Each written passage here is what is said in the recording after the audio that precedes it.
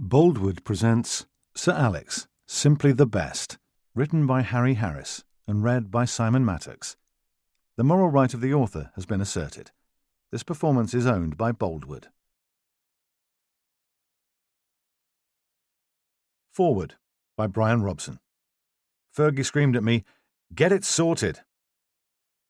Sir Alex has to be regarded as one of the best, if not the best, club managers in the world. That includes the current best in Jurgen Klopp and Pep Guardiola.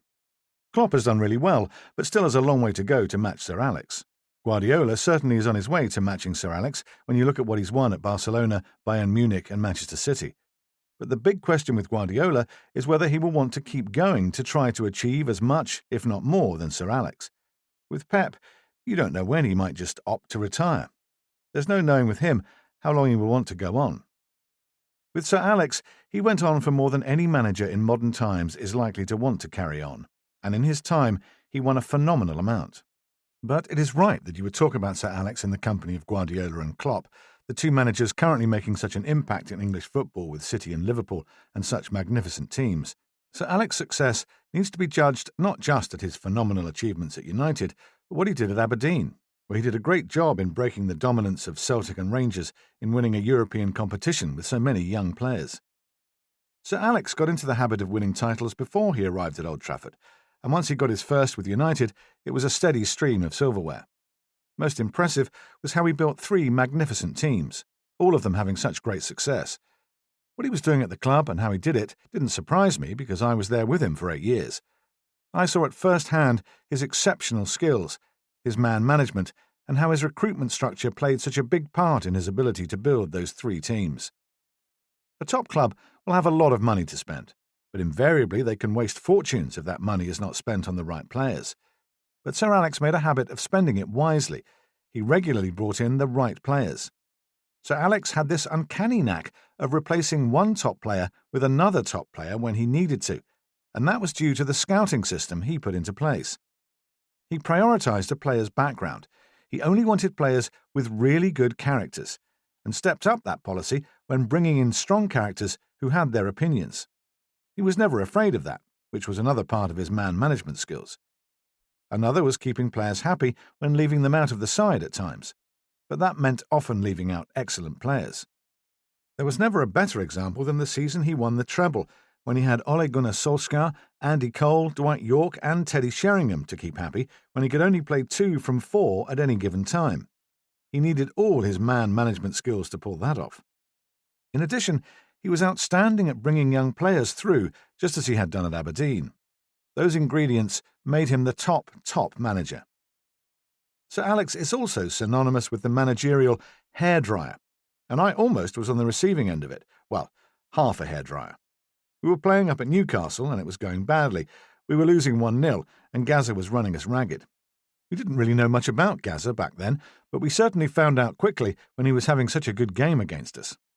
I could see what was coming at half-time, so I thought it best to get in first. I said, "Yeah, we didn't know much about him, but I would try to get it sorted in the second half." Fergie screamed at me, "Get it sorted!" So I got it sorted in the second half.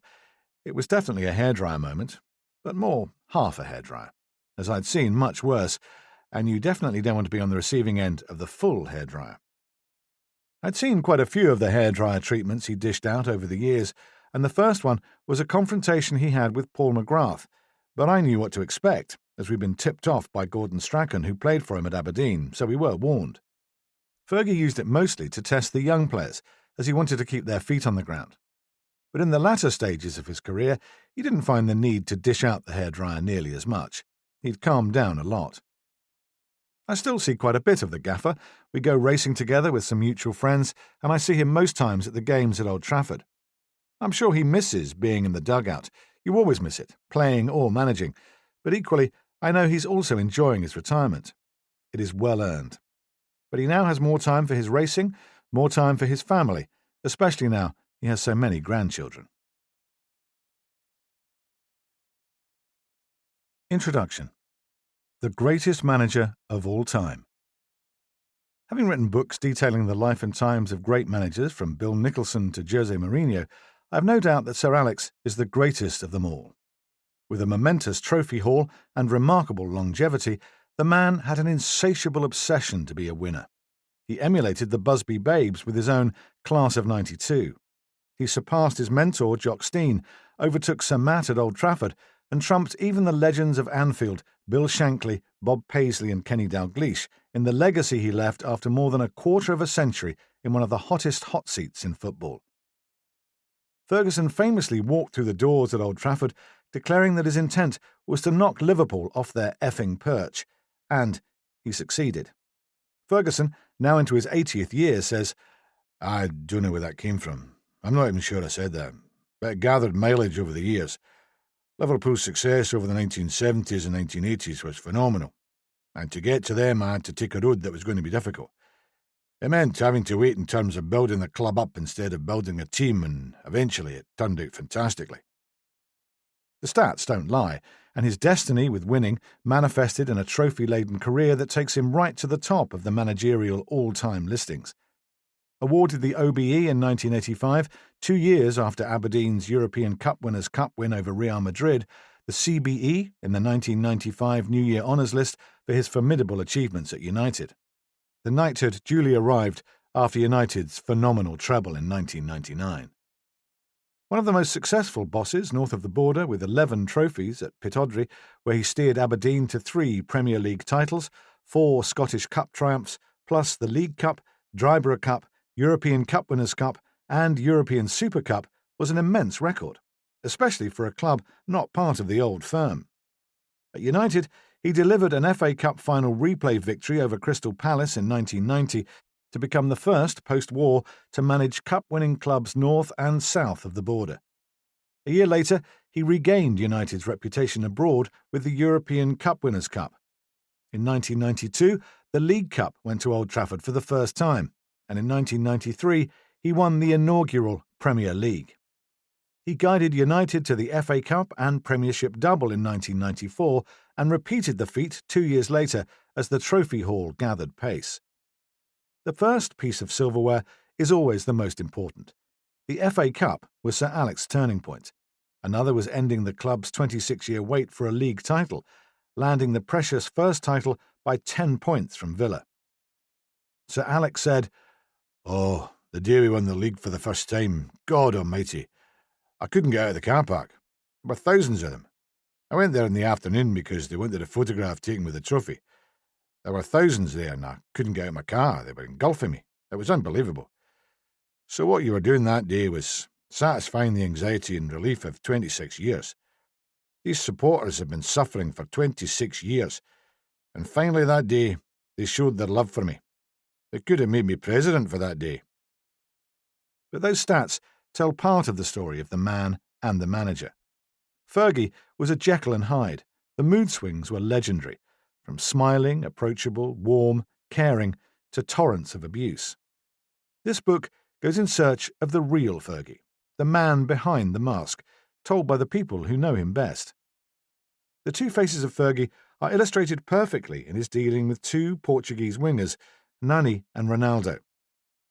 Nani relished his dream move to United, but not the nightmare of working under a manager who was very scary, petrified of doing something wrong. He said, "I was scared of him until I learned to understand and was able to express myself. My English has never been perfect, or going to be, but at that time it was worse than now. And when he found I could speak more with him, he started coming to me and giving me more attention. And from then, I learned more about Sir Alex Ferguson, what he wanted to do, who he was, and the relationship started to be better. He's a man who knows how to manage all characters, all different ages, all different personalities. My personality in that time, I was young and not easy. I know that, and I learned a lot. I changed a lot." Nani drove Ferguson home after a 2-2 draw at Fulham, having come off the bench and missed a penalty, one which he took instead of Ryan Giggs. "He was my neighbour, and when we used to go to London by train, his wife or his family used to leave him at the train station, so on the way back he had no driver to take him. He was looking for someone who lives close to him, to give him a ride. I said, 'OK, boss, I'll take you home.' One day I took him home was after a game against Fulham. I drove him back home, and he didn't talk to me in the car. In the dressing room, he killed me. He said, 'Nani, who do you think you are? Who gave you permission to take the penalty? Nanny said, Then he killed Ryan Giggs. Ryan, why did you let him take the penalty? Ryan said, He grabbed the ball and I let him. Oh my God, that day was incredible. I took him home and I felt very uncomfortable driving. We got back hours later, so I said, Boss, can I take you home? I drove him back home and he still didn't talk to me in the car. I was playing unbelievable with a lot of confidence. We won a penalty and it was Ryan Giggs who took the penalties. I felt confident. Giggs didn't say anything, so I took the penalty and missed. Ronaldo, just 20, was informed his father was very ill.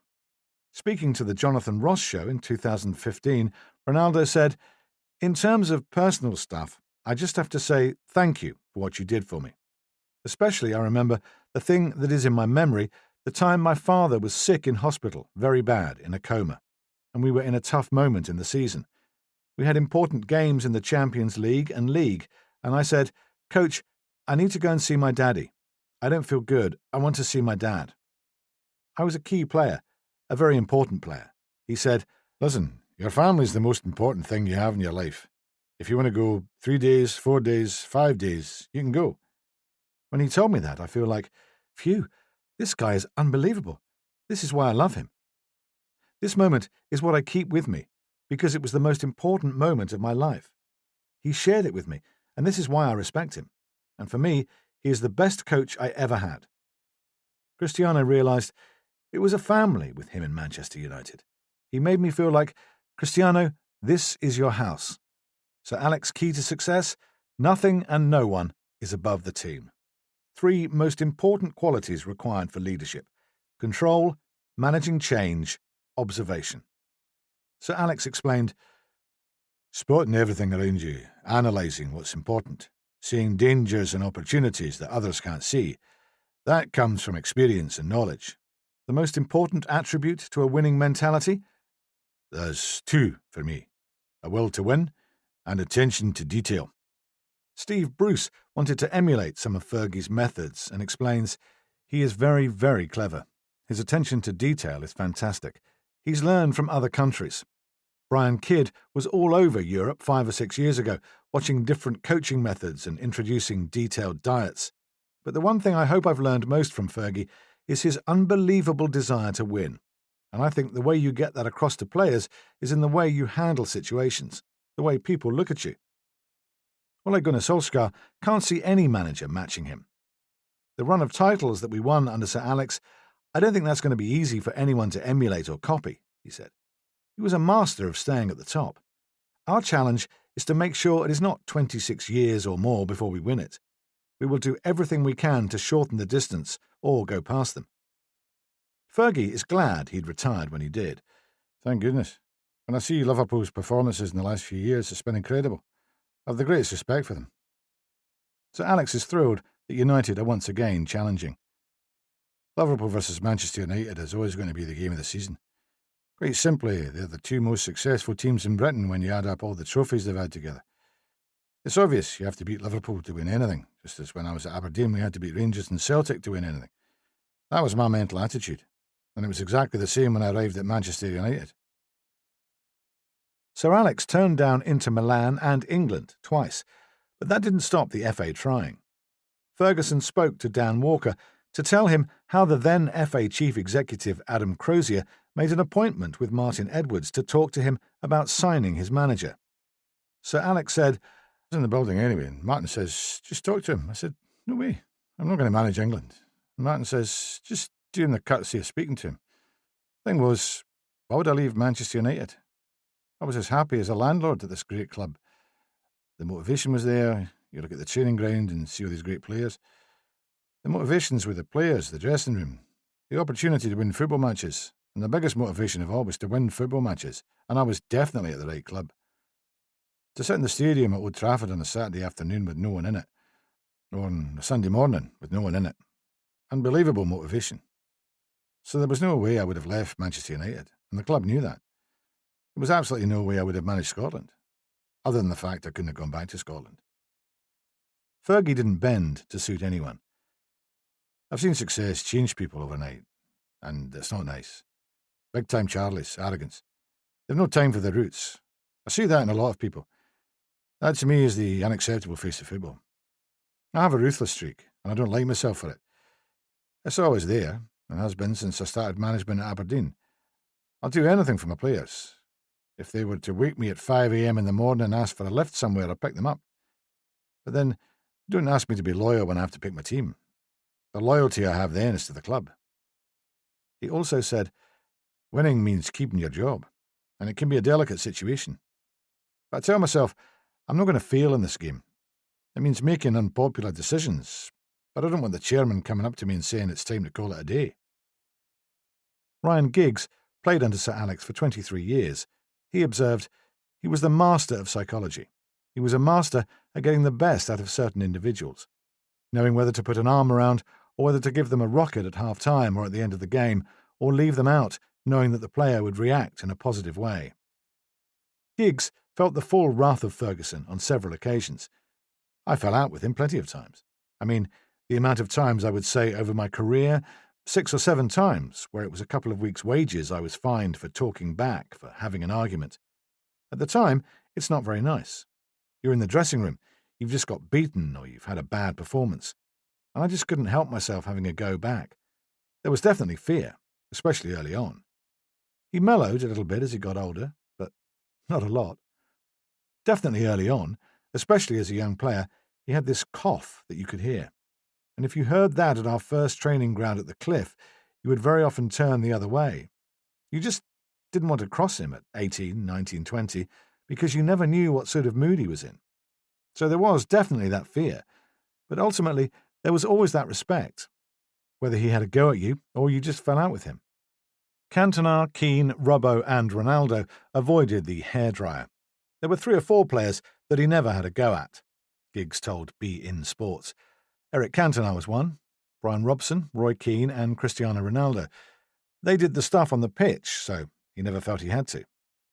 Eric, there were some games where Eric didn't do anything. He didn't score, he wasn't running around like a Carlos Tevez or a Wayne Rooney, he didn't have any impact. But he knew sooner or later he would come good. We would be sat in the dressing room thinking, he's got to have a go at him, he's got to have a pop at him because he didn't do anything today. But the next week he'd score the winner, or he would produce a moment of magic. So he handled the big names really well, as long as they were doing it on the pitch. He handled them in a different way. He was the master of psychology. Very early in Giggs' playing career, Sir Alex threatened to throw Ryan out of the office after a prank by Brian Robson, who persuaded Giggs to ask for a club car. I got stitched up. The first thing that comes to mind is the gaffer's red head, looking at me and wanting to throw me out of the window. Basically, I'd played about 20-25 games. Robbo had never taken the mickey out of me or done any practical jokes, so I trusted him. And I said, Robbo, everyone's got a club car. I think it was Volkswagen Passats at the time and Audis. I said, I've played 25 games now. And he said, yeah, I think you should go and ask the manager. Tell him you've played 25 games and to give you a car. So I've gone knocking on the door and I've said to the manager, listen, boss, I've played 25 games now. I think I'm fairly established. What about a club car? Halfway through the sentence, I could see his face changing, and as soon as I said club car, I could see his face was red, and he just started swearing at me. He said, club car? You won't even get a club bike. Get out of this office now before I throw you out. As I opened the door, half the first team were outside the door. They'd been listening in, looking for a reaction. You live and learn.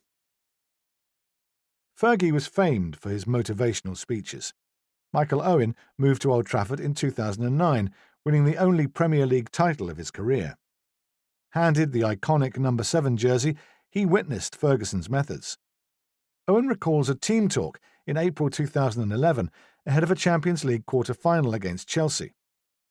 He never did this, but he got us all into a meeting in the hotel room on the morning of the game.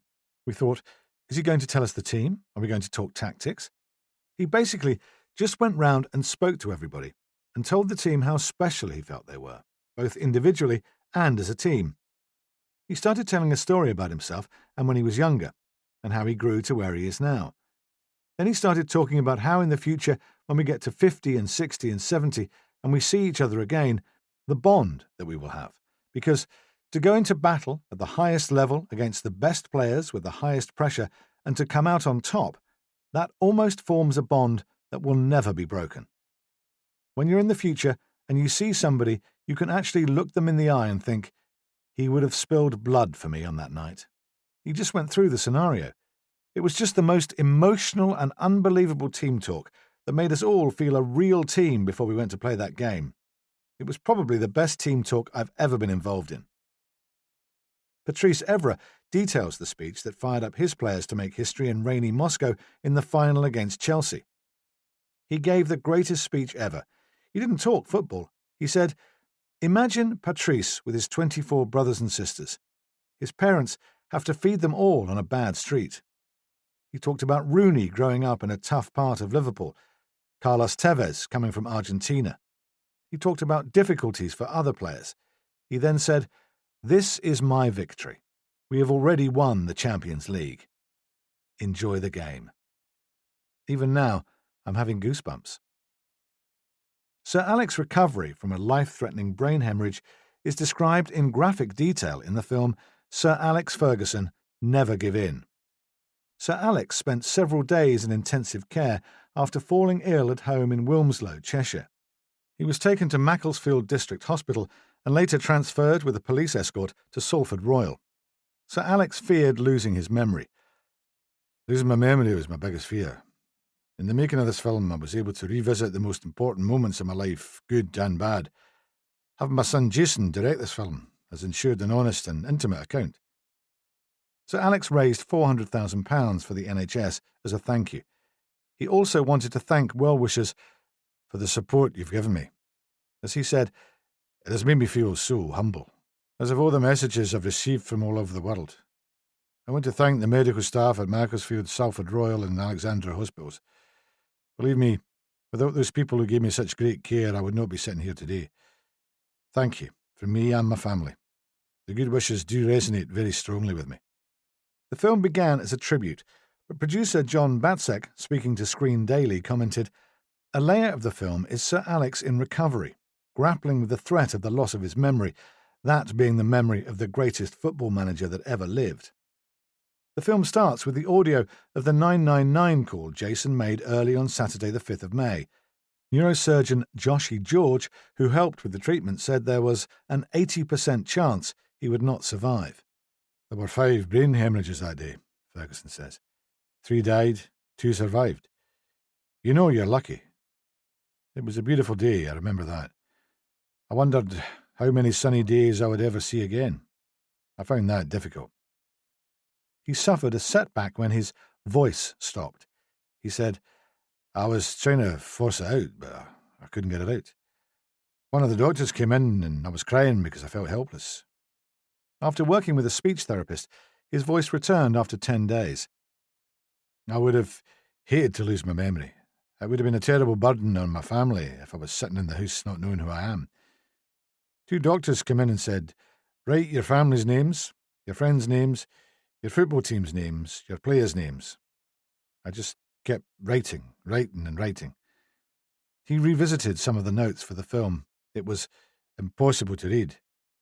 When he got home, other things were bottled up inside me," Sir Alex added. "It was all opening up and spilling it all out. What you realise is what happens when you die. I don't remember anything. When I collapsed that Saturday morning, I have no idea what went on. People say I was sat up talking in Macclesfield Hospital before I went to Salford, but I don't remember a thing. I'm not sure when the moment comes and you do die, whether it is the best way to go. The moments when you're on your own, there's that fear and loneliness that creeps into your mind. You don't want to die. That is where I was at. These things did flash through my mind quite a lot." Fergie was close to perfection with the 1998-99 team. Perfection? The only thing that's perfect with me is my perseverance. It's just like a game of golf. You play one great game and then the next you're left disappointed. The job here is to try to maintain standards. If the players can create their own, and they have a pride in that, self-motivation, self-preparation, then the job is much easier. You have to accept that's the way it is. Maintaining standards and a level of commitment. So Alex never got bored with winning. Well, the alternative is enjoying getting beat. That was not part of my life. Listen, I could encapsulate it in this way. If I'm going to walk into the training ground at Carrington as the manager of Manchester United, and I look out on that football field and I see this fantastic training ground, why wouldn't I want to go in there every day? The only way you can do that is being successful. So being bored. I was never bored in my life about anything. Any regrets? There's no point in regretting anything. You can maybe make a mistake here, a mistake there, but you can't look upon them as something to regret. You might want to do one or two things again if you had the chance. Maybe changed your mind about something. But nothing serious. Not serious enough to regret. I'm not envious of anyone starting the job, except perhaps of the money they'll be earning. But really, the time has flown. You wonder where the years have gone sometimes. Winning the league for the first time, that really opened the door for us. We'd waited 26 years for it to happen. Since then, the club has got stronger. I've enjoyed it, yes. Brian Kidd, Kiddo and Gaffer won 9 major trophies in 6 years together. Brian says, it was good working with the boss. He has a laugh, and to be fair, he will say his piece. But he doesn't bear any malice. Did we fall out? Loads of times. But let's just say we had discussions. When I was youth development officer, it was the same. I would have views about certain young players, and I would stick to my guns.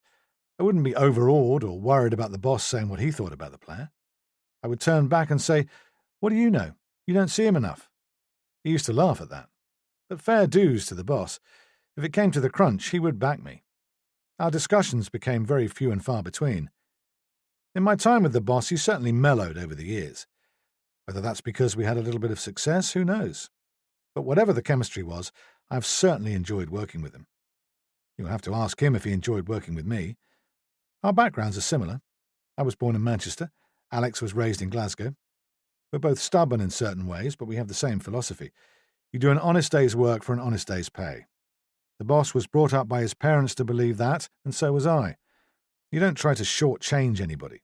We both enjoy our jobs and we don't take them for granted. I loved the working relationship we had. The relationship became soured. Comments in Sir Alex's autobiography suggested Kidd was insecure, a moaner who questioned the signing of Dwight York, proposing John Hartson instead. Kidd's immediate response was that Walt Disney was trying to buy the film rights to the book as a sequel to Fantasia.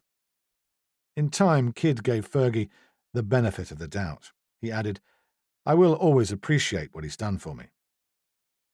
Kidd paid an emotional tribute to Fergie when his old boss was in intensive care, when, as a member of Guardiola's backroom team at City, he said he was indebted to him for the opportunity he gave him and said everyone at City prayed he pulled through. He's such an iconic person, as everybody knows, said Kidd. You think Sir Alex is really indestructible. We've all been brought up with him. What he did for Manchester United was unreal, and with the pressure he was under every day to produce, it's phenomenal. Obviously, for all of us at Manchester City, he's in our prayers and thoughts, Kathy and the kids. We wish him a speedy and happy recovery, and we hope it's a quick one. You know him. You lads have had your run-ins with him, but you knew where he was coming from. He wears his heart on his sleeve. The opportunity he gave me, I'm always indebted to him. God bless him. Guardiola, who had dinner with Ferguson in Manchester a fortnight before, paid his tribute after some City fans held aloft a banner, "Football aside, get well, Fergie." I think Brian can speak better because Brian knows him very well, but I think Sir Alex from the very beginning was always there, said Guardiola. Him and his wife Kathy, all the family, we hope they'll get well, and that he'll recover well as quickly as possible and come back for the United family. All the Manchester City fans in the stadium, you cannot find one person who does not wish the best for an amazing person and an outstanding manager. I was glad to have dinner with him 2 weeks ago, and hopefully he can recover as quickly as possible. Chapter 1. A Tough Upbringing. Alex Ferguson arrived kicking and screaming into the world, born on the 31st of December 1941, as World War II air raid sirens wailed and bombers roared in the night sky over Govan, the hardest area in the steely city of Glasgow. Sir Alex's tough upbringing gave him backbone, resolve, ambition, and obsessive will to win. He says, You can't forget your upbringing because that's what made me. I remember reading in a newspaper that said, Alex Ferguson has done well, despite coming from Govan. It's because I came from Govan that I did well. It's because of the family I had, made sure that food was on the table, that you were representing your mother and your father all the time. Football is one of these great attractions for any kid. See a ball rolling and a kid will run after it. And I grew up in the same vein. And being given the opportunity to play football and also for myself to be a professional, that started from a humble background. When you're that age, you don't think you're going to do it. But given the opportunity, you seize it. His roots dictated his relentless work ethic and a taste for leadership. As a teenage apprentice toolmaker, he organised an illegal strike because he thought management was about to cut wages. In a chat with Alistair Campbell, Fergie talked about the impact that came from his upbringing. My dad was on the left, and so were most people where I came from. I grew up in a very working-class area of Glasgow, and I was always very conscious of the sense of community, people and families supporting each other. I grew up believing Labour was the party of the working man, and I still believe that. Then, when I was working in the shipyards on Clydeside, I realised how important it was that people had proper representation, and I got involved as a shop steward in the union. I led an unofficial walkout over pay. There was another thing that politicised me even more as an adult, and that was when my mother was dying in November 1986, just a couple of weeks after I took over at United.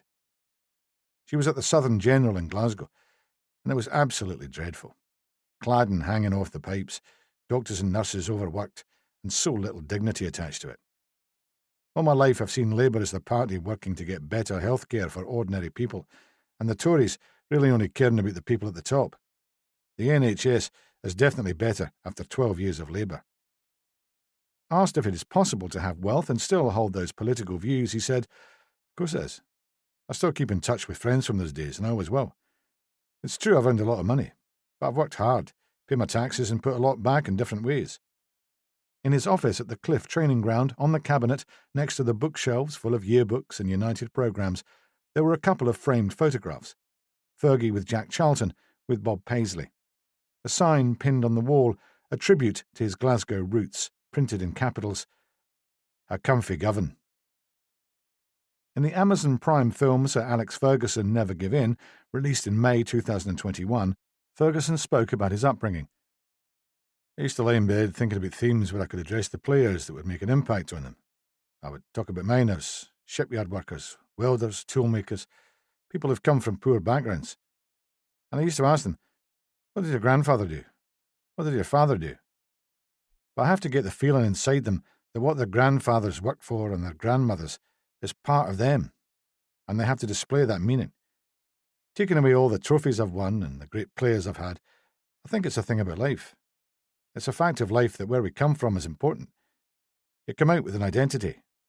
I come from Govan. I'm a Govan boy. Speaking after seeing the final edit of the film, Fergie added, "It was a powerful moment seeing the final cut of the film. There were times which nearly brought me to tears. It was incredibly emotional." Sir Alex had an insatiable appetite for winning. He explained, "I think it was just a natural thing for me. My upbringing was a lot to do with that. The important thing was this inner determination that when I entered the field of play it was to win. Nothing else mattered." Steen, Busby, Shankly, Sir Alex, all working-class Scots. As Fergie observed, "I think we're back to the values we grew up with and the kind of places we came from. Hard work, teamwork, strong beliefs. Jock was an incredible guy. I was manager at Aberdeen when he asked me to be his assistant with Scotland as well, so I had 18 months to see him close up.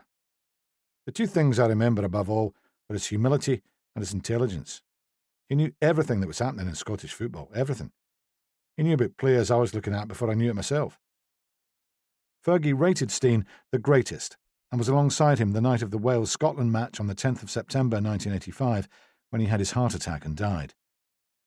"Oh my God, I said a few minutes earlier to the team doctor, I'm a bit worried about the big man. He doesn't look right. And then the ref blows his whistle for something, and Jock thought it was for the end of the game, and he stands up, and that's when it happened, and I grabbed him. He was still alive then, but he had a second heart attack later, and he died. He was a great man. I learned a lot from him." Asked if he ever doubted he could accomplish all of his achievements, Sir Alex said, "There were periods when I went through a spell of not winning games, but I was brought up in a working-class background. Having doubts never surfaced with me. I was always positive about where I was going. The doubts came from other people, not from me. Chapter 2. Aggressive centre forward. Drumchapel amateurs and the late Douglas Smith, the founder of the Glasgow club, had a profound effect on a young footballer. Fergie, who unveiled a portrait of his former mentor at the Scottish Football Museum, gave full credit to his early lessons in football and life. Douglas Smith didn't only teach you about football, he also installed in you a code of life. Discipline, cleanliness, good timekeeping, no swearing, sportsmanship, and how to be competitive as well. I'd already learnt about punctuality from my father. He was a real stickler. My mum said he opened up the yard every morning because he was always the first at work. So between Douglas and my dad, I'm never late for anything to this day. Although we were amateurs, we were treated like professionals. The organisation and preparation for matches were meticulous. I can remember going with Eddie McCready, Andy Lochhead, and the best young player of all in my days, David Thompson, who went to America to become a songwriter, for Sunday lunch at Douglas's huge mansion. We trooped through his orchard to play football on his private bowling green. He didn't care about your background or religion, only if you could play football. As an amateur with Queen's Park, aged 16, Ferguson described his first match as a nightmare, but scored in a 2-1 defeat against Stranraer. Despite 11 goals in 32 games, he failed to maintain a regular place. At 19, he moved to St Johnstone, and in a match against his boyhood heroes Glasgow Rangers, a hat-trick transformed his fortunes. Dunfermline Athletic signed him on professional terms in 1964, Fergie scoring 66 goals in 89 games. Willie Cunningham is celebrated as one of the heroes of Northern Ireland's 1958 World Cup finals. He was also mentor to Sir Alex, whose notorious hairdryer was modelled on his former Dunfermline boss. Sir Alex was given 17 touchline bans as United manager alone. Ferguson fulfilled his dream move to Glasgow Rangers for £65,000, a record between Scottish clubs. During his 2 years, he scored 44 goals in 57 games. He left Rangers after the 1969 Scottish Cup, when he was blamed for giving away a goal. He signed for Falkirk, where he became a player coach, but in 1974 left when manager John Prentice took charge and dismissed him from his coaching duties. Alex put in a transfer request and joined West Coast side Ayr United, where he finished his playing career after a serious knee injury. Sir Alex specialised in heading. In the light of the modern-day debate concerning the impact of constant heading of the ball contributing to the onset of dementia, he reflects, "Those leather balls. When water got into them, it was like heading a cannonball. Really heavy work. I headed the ball a lot, but thank God it's not hit me yet. At the end of the day, we have to see what we can do to help. Football has a duty to look at the situation. It's the right thing to do. People like myself owe it to the game to see if there's something we can do. Heading is a part of football that has been there for over 100 years, and you can't take it out. But I think it would be easy to reduce it in training. We never used to practice it much anyway, unless we were playing Wimbledon." Sir Alec put his voice to one of the many campaigns supporting the fight against dementia in football. He told the Daily Mail, "It's littered right through the football spectrum. Jeff Astle, Martin Peters, Ray Wilson. And United have had a serious blow themselves with Nobby, Styles, and Bill Foulkes. It's been very sad. Bobby's, Charlton, not been well for quite a while. The gates have been opened by Nobby's passing and Bobby's diagnosis. They're huge figures. It has to create an awareness.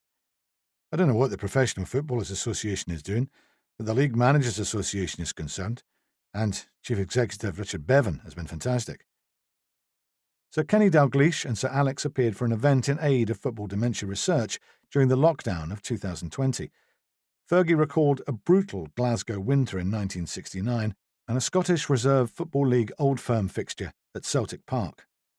Dalglish was an 18-year-old Celtic forward, the next big thing, but for educational reasons was at centre-half, up against experienced Ferguson, a Rangers striker 10 years his senior, who'd just been given a run-out in the reserves. While marking Ferguson, he turned out his tracksuit pocket, as if to say he had him in it. Ferguson recalled telling him, "I need a doctor for this," and promptly scored. Dalglish thought Celtic won 2-0, but he told Fergie, "We actually won 4-1. The St John ambulance came on to resuscitate you." Ferguson mentioned to the Rangers manager that Dalglish might be worth signing. He'd been tipped off by a Rangers player, Alan Miller, who knew him. "And lo and behold, he goes and signs for Celtic," Ferguson said. "That was good news. That was a tragedy."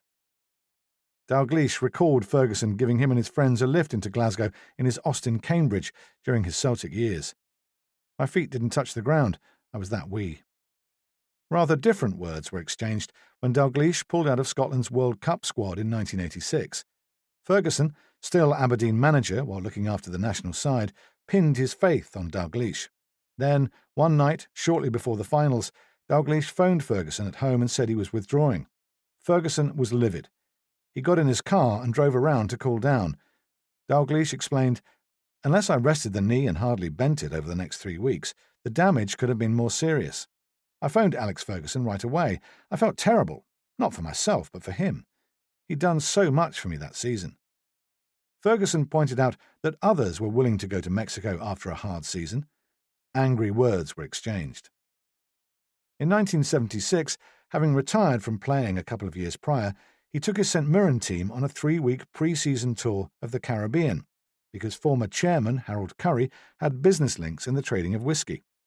In one friendly game against the Guyana national team ahead of a big World Cup qualifier, they were treating it as a serious warm-up game. Their centre-half